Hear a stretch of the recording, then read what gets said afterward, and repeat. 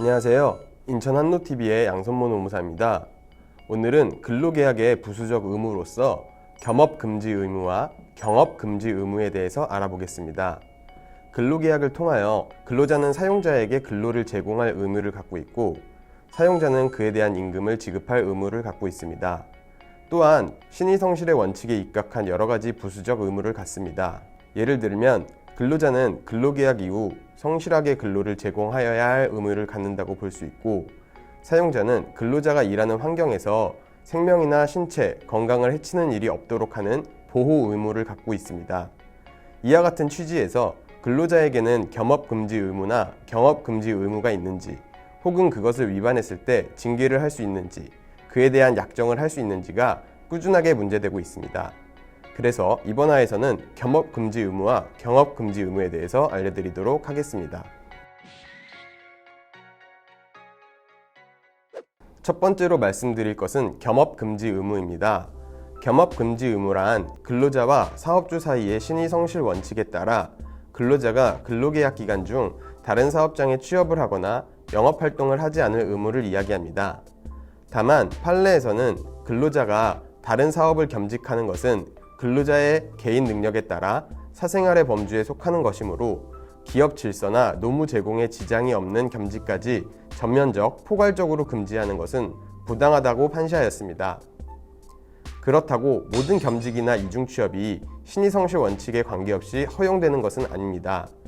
행정해석에서는 겸업을 하게 됨으로써 그로 인해 근로계약을 불성실하게 이행하거나 경영질서를 해치는 등 기업의 대외적 이미지를 손상하는 경우 등을 예상한 취업규칙상의 이중취업 금지 규정은 그 효력이 인정된다고 해석했습니다.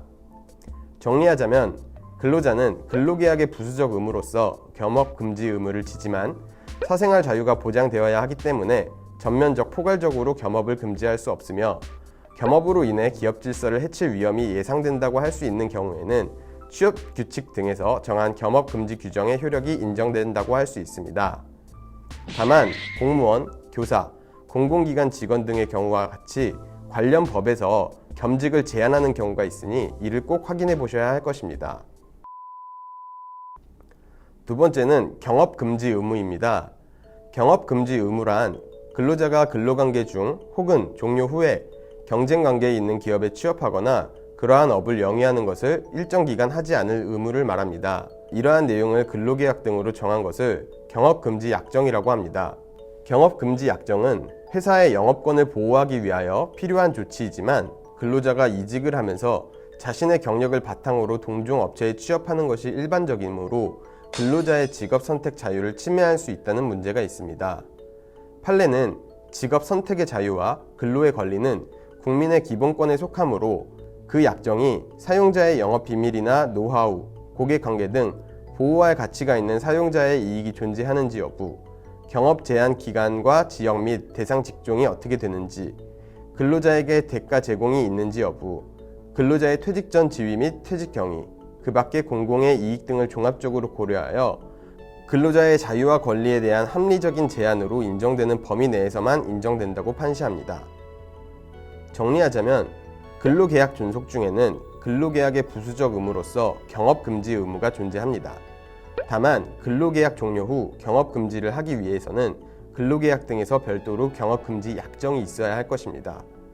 경업금지 약정이 있다고 하더라도 헌법상 근로자의 직업 선택의 자유와 근로권을 제한하거나 자유로운 경쟁을 지나치게 제한하는 경우에는 그러한 약정은 무효이며 보호할 가치가 있는 사용자의 이익 정도, 근로자의 퇴직 전 지위, 퇴직하게 된 경위, 경업 제한의 지역이나 기간 대상 직종, 대가 제공의 유무, 공공의 이익 등을 종합적으로 고려하여 그러한 경업금지 약정이 유효한지를 판단하여야 할 것입니다. 오늘은 근로계약의 부수적 의무로서 겸업금지 의무와 경업금지 의무를 알아봤습니다. 최근 고정적으로 많은 시간을 들이지 않고도 부가적인 수입을 창출할 수 있는 파트타임 잡이나 일반인들이 수익을 창출할 수 있는 플랫폼들이 많이 생겨나면서 직장인들의 투잡이 더 이상 생소한 현상이 아니게 되었고 그에 따른 문의가 정말 많습니다. 오늘 영상이 투잡을 계획하시거나 본래의 업무 외에 부가적인 일을 하시는 분들에게 겸업과 경업에 대해 정확히 파악할 수 있는 기회가 됐으면 좋겠고 그에 따른 법적 판단을 어떻게 하는지 파악하는 데 도움이 됐으면 좋겠습니다. 감사합니다.